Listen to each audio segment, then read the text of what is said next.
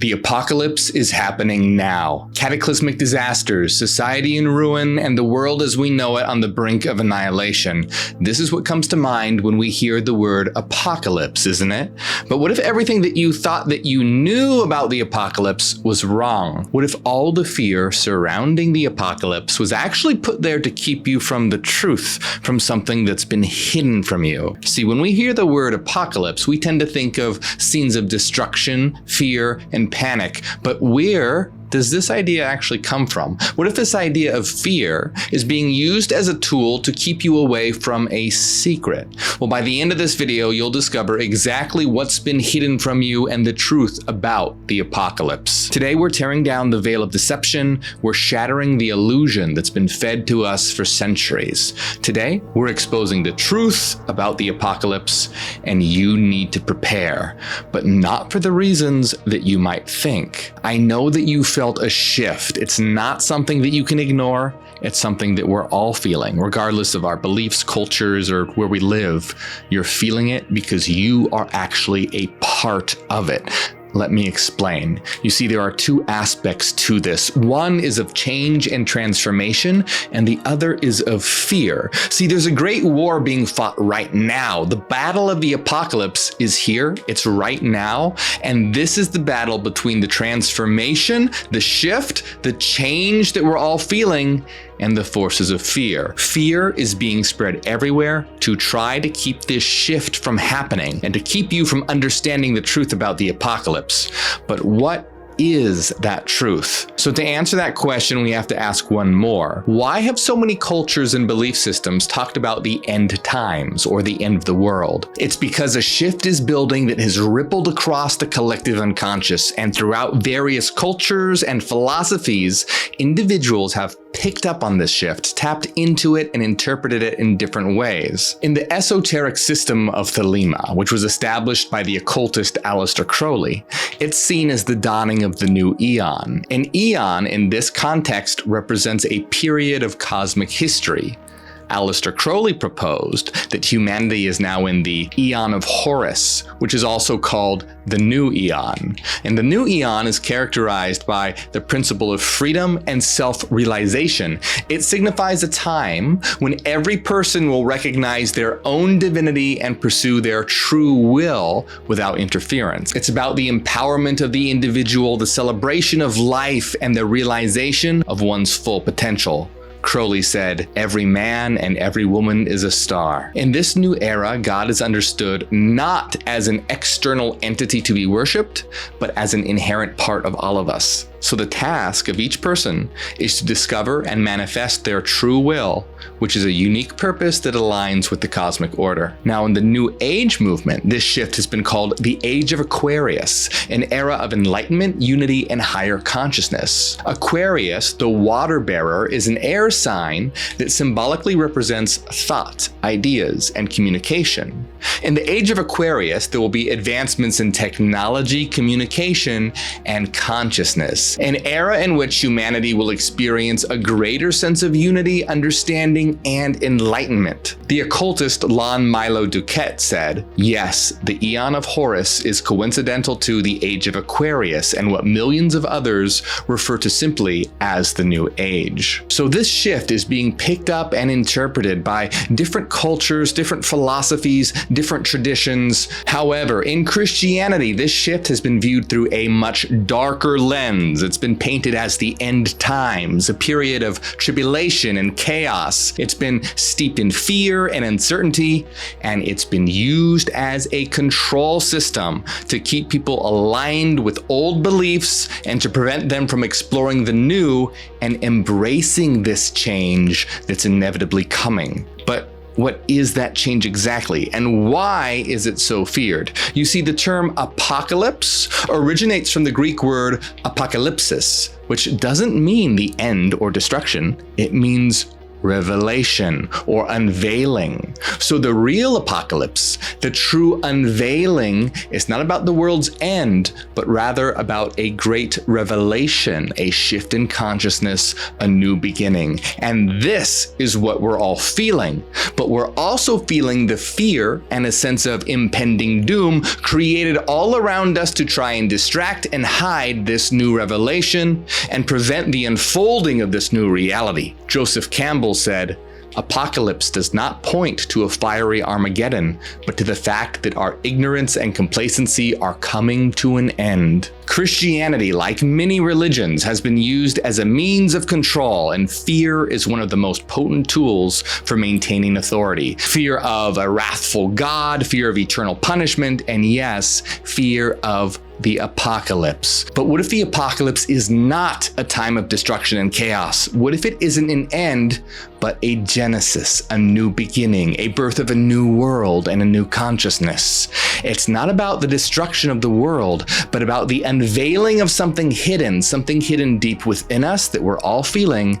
And what could be more frightening to those in power than the revelation of a truth that could liberate us from fear, from control? The real apocalypse is their worst nightmare. It's the end of their control, their power, and their grip on humanity. This end time we find ourselves in is not the end of the world, but the end of an old way of thinking. It's the end of divisions and dogmas, the end of fear as a method of control. And in its place, we find a new beginning, a new consciousness, a new understanding, a new way of living and of relating to each other and the world.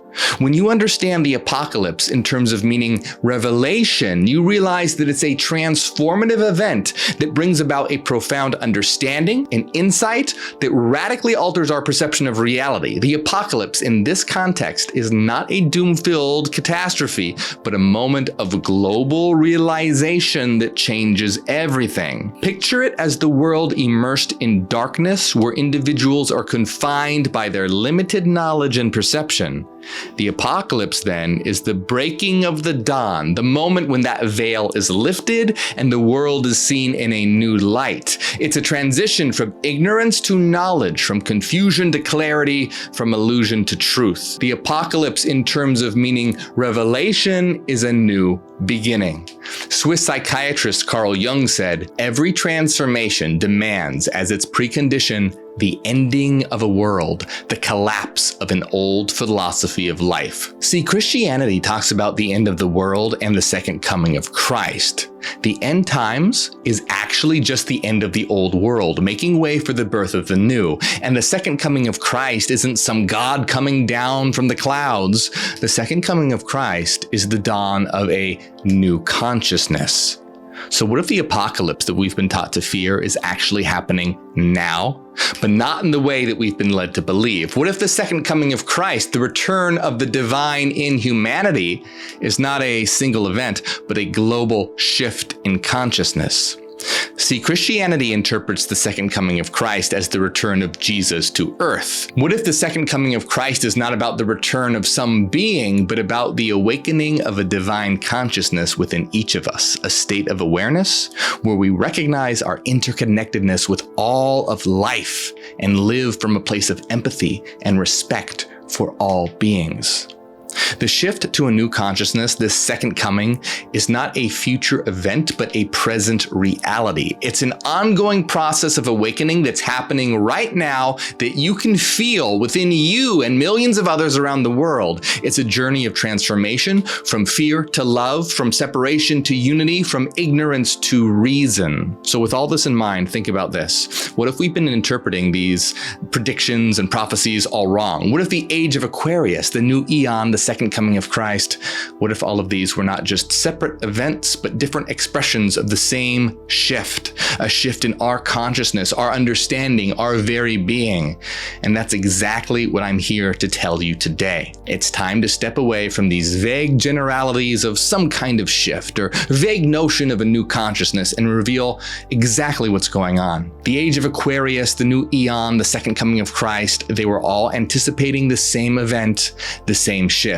And that shift is the neogenian. The term neogenian comes from the Greek words for new, neo, and beginning, genesis. It symbolizes a new phase of existence, a transformation of consciousness, and the creation of a new earth. You, me, all of us, we are the neogenian, we are the new beginning. This new age, this new revelation, this new eon is the neogenian, the new beginning, and we are at the very edge of it. We're not just witnesses to it, we are the creators of it. The neogenian is not just about a new time or a new consciousness, it's about a new existence entirely. It's about each and every one of us leaving behind our old selves and stepping into our true selves. It's about a transformation so profound it alters the very fabric of reality. We operate under a new system and a new way of being that allows us to leave our old selves behind and step into our true selves. The neogenian system is based on meta-rationalism, teleocracy, inner-star actualization, and will forming. Meta-rationalism is the understanding that metaphysics can be understood rationally. It asserts that reality is a system of reason that expresses itself through mathematical frequency. See, this is not a material reality, it's a mathematical reality of mind. By combining intuition and reason, we can dispel dogmas and delusions and reach a clear understanding of our existence and understand what we are, where we are, why we are here. We can embrace our intuition and use reason to uncover the metaphysical realm with even more rigor and precision than science's understanding of the physical realm. We can map out and tune into the very frequencies of existence. It's a new science for a new future. Teleocracy comes from the Greek word telos, which means purpose. It's the creation of a purpose-driven world society, a world not focused on money and profit, but on people and quality of life. It's a world where everyone has the opportunity to thrive and reach the highest level of Maslow's hierarchy, self-actualization, and transcendence. Through the restructuring of the world into a harmonious unity and a morality based on justice and care, we can create a world of beauty, wisdom, experience, and growth. Now, inner star actualization is a powerful system for actualizing one's true self through a synthesis of psychological techniques. It's about discovering and embracing who we truly are beyond the arbitrary labels and identities imposed upon us by society. Will forming is about understanding and harnessing the power of our will. It's about giving form to what we will through focused intent, catalyst creation, and understanding of chaos theory. We become the active creators of our reality, and by our will, it will be done. As neogenians, we develop triadic consciousness or hyper-awareness, achieved through metacognition, concept networking, and phenomenological experience. Now, this is all a lot to take in just a general overview. There are many videos on my channel that will go into in-depth detail on all these aspects. We learn to switch between three modes of consciousness: the avatar, Zadic, and absolute. And who are we at the core of our being? We know that we are not our bodies, we are Zetas, eternal minds, Zadic minds, an infinite fullness that voids to zero. We are living, experiencing mathematical entities of frequencies.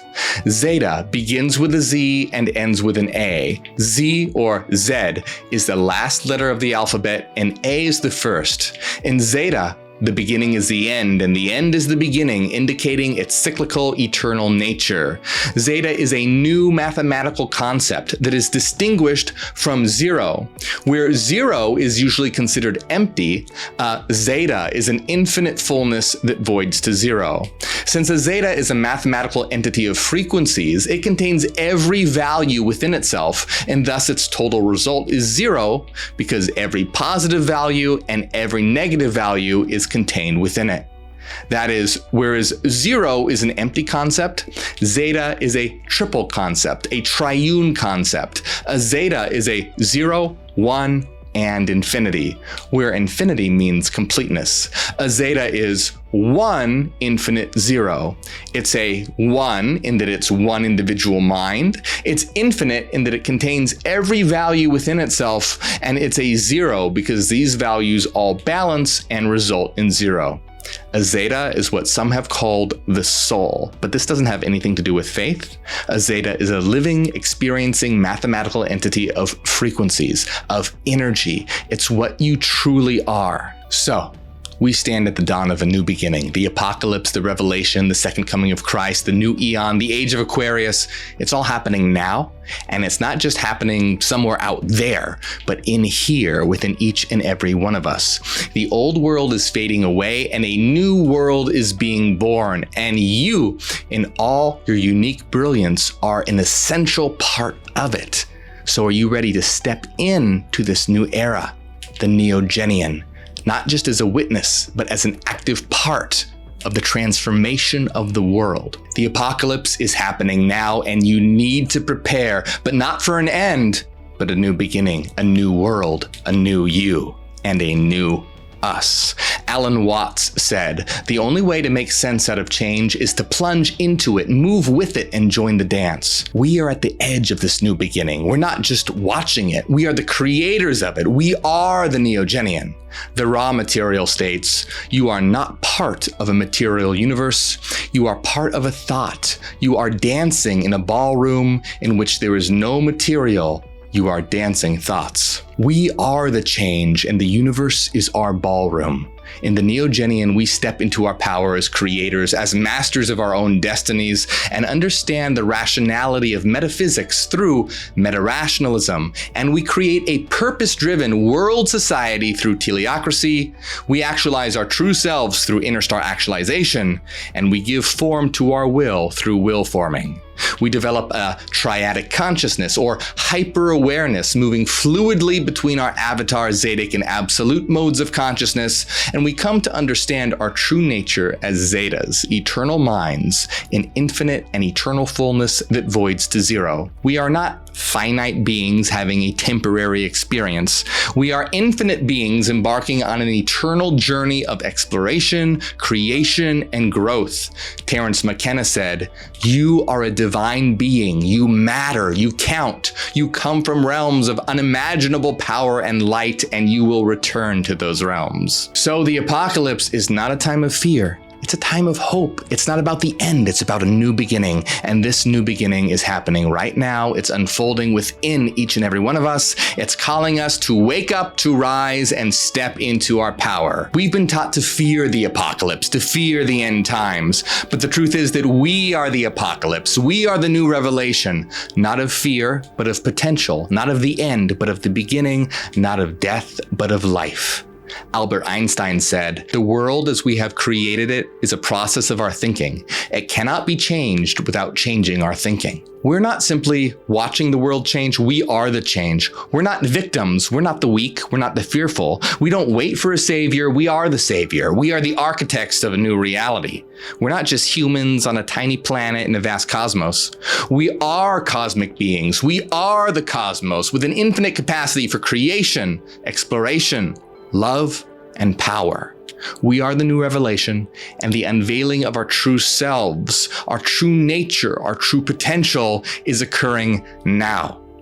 In the neogenian, we step away from all these fear-based control systems, from division, from scarcity, into a world of unity, abundance, and endless possibility. We step into a world driven by purpose, passion, by love, by wisdom, by reason.